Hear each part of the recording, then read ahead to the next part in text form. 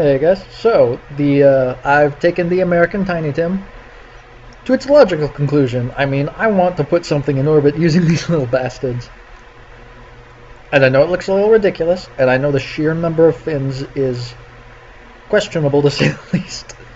But I mean, trust me, you can't do this with any less fins.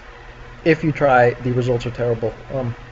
So we have 8 on the bottom stage, 4 on each preceding stage to the one at the very top.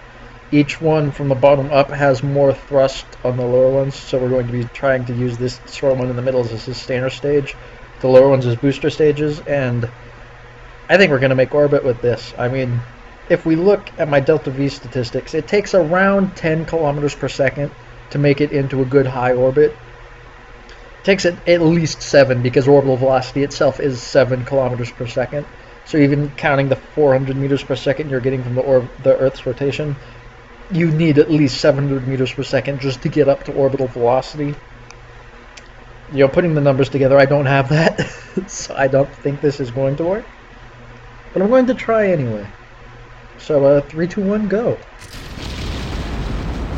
I believe, and it's the belief that's going to make this work. We have first stage burnout, second stage ignition. We're still stable, which is better than most of my launches. The second stage is burnout. We are igniting the third stage.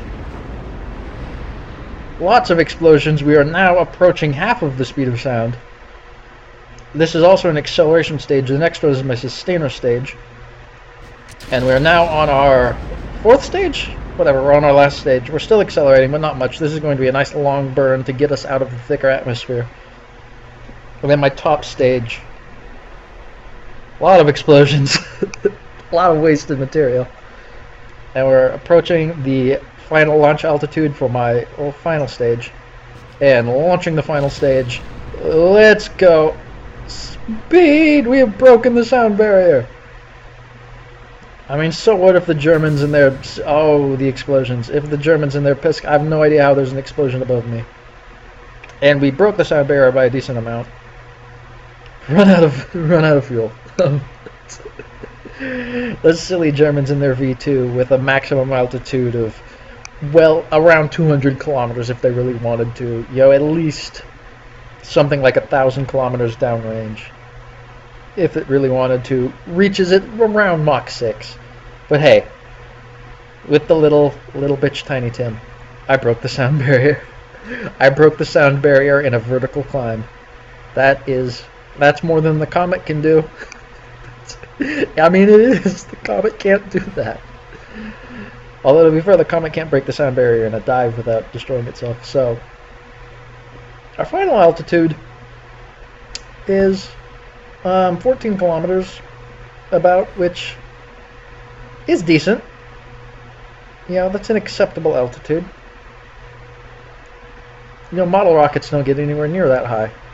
Well, they some of them do, but this isn't a model rocket. And hey, to be fair, look at this payload. My 35 somethings of lead that I have up in there. I mean, this is a significant achievement. It's not terribly stable in the upper atmosphere, is it? Don't worry, considering how... Oh, shit! That was the launch tower! Why the fuck's the launch tower flying into space? I don't understand this game sometimes. So let's see what kind of speed we can get on the way down. I think we're going to pass some of the fins and crap that we left behind. This is a very aerodynamic object. We've already broken the sound barrier. Alright, let's go. Let's do this. I'm passing pieces of my craft that I left behind. I passed on the way back down. The speed is real, and the total distance I've covered, it looks like it's going to be about 40 meters. Maybe. Yeah, that is a good 40 meters from the launch point. I consider that a successful launch. Very useful artillery piece. Hey, if we angle it down a little, we could get some serious distance from this. So considering how short this has been, let's do just that. Let's angle it over a tiny bit, and let's see how much distance we can get downrange. I doubt we're going to get the well over 100 miles you can get out of a V2. But hey, You know, it's something. it's really something. I was really able to do something with Tiny Tims. What was I able to do with the Tiny Tims? Not a lot. I'm being honest with you. It was very insignificant. So we're gonna take the Tiny Tim, and we're going to lean it over. One click, wrong way, that way. And we're gonna give this one a shot. And I probably gonna destroy itself on the launch pad, crashing into the. Actually, you know what? No, I have over a 3-to-1 thrust to weight on my first stage, so it should really take off. If you don't have a high enough thrust to weight on your first stage and you try an angled launch like this, it fails. I mean, you just smash into the launch tower, or you just roll over and crash. I mean, you need to get some vertical velocity quickly if you're going for a angled launch like I am. I believe. The belief is real. The belief is strong. I still think we're going to make orbit with one of these launches. I just need to fine-tune my descent trajectory. To be honest, it's really not. It doesn't work. You don't get enough from these little rockets for it to really matter. Here we go. Orbital attempt number 2. 3, 2, 1, go. I was right. We hit the launch tower. Okay. We can recover. We can recover from this. We can't recover from this. Alright, so...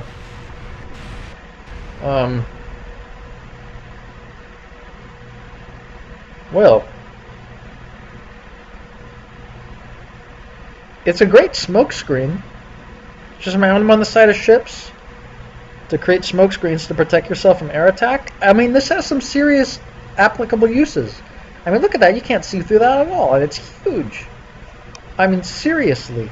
It's a little expensive for a smoke screen generator. And it's not sustainable. It does not last very long before it peters out, but hey, it's something. See you guys next time.